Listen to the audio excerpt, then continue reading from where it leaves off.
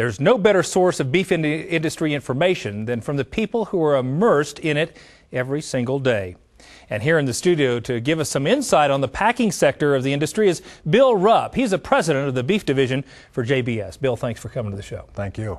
Well, you have a real catbird seat in our industry and get a chance to talk to a lot of folks up and down the value chain.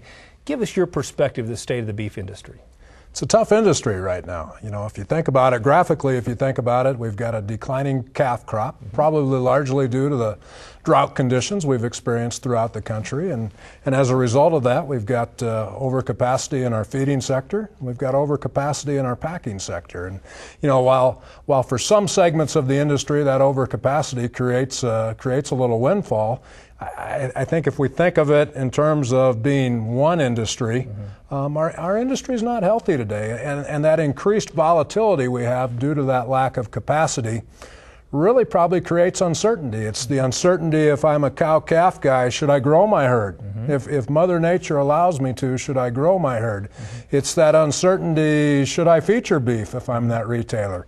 Should I open another restaurant if I'm that food service operator? Should I hire more employees if I'm that packer? I think a lot of uncertainty in the beef industry right now. Yeah, I think that is a key word. And from JBS's perspective, you know, you play a huge role in the global meat business, period.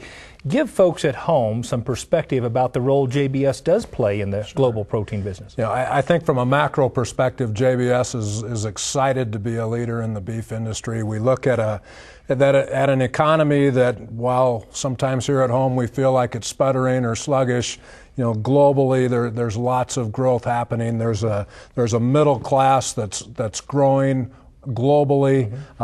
We find through history that as those middle classes grow, they desire to trade up in proteins.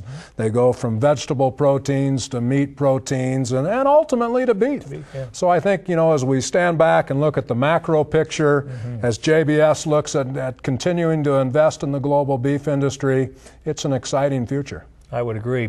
And from JBS's perspective, as you think about the relationship you've had for a long while with NCBA, why do you find that relationship so important? You know, at times we can be a bit dysfunctional as an industry. Sometimes our motivations aren't always the same, or sometimes one person's motivation is a demotivator to another section of the industry. And I think that's the importance of NCBA. NCBA really, they are the critical link in aligning our industry, and they keep the dialogue going sometimes when we find that dialogue a little difficult. So I always have time for those folks, and I think going forward their role is going to become more and more important, because as a beef industry, we have to realize our competition isn't within our industry. Our competition is those other guys that are trying to take our share of that consumer's pocketbook. That's a great point. Thank you so much for coming to the show and sharing your perspective. You're welcome.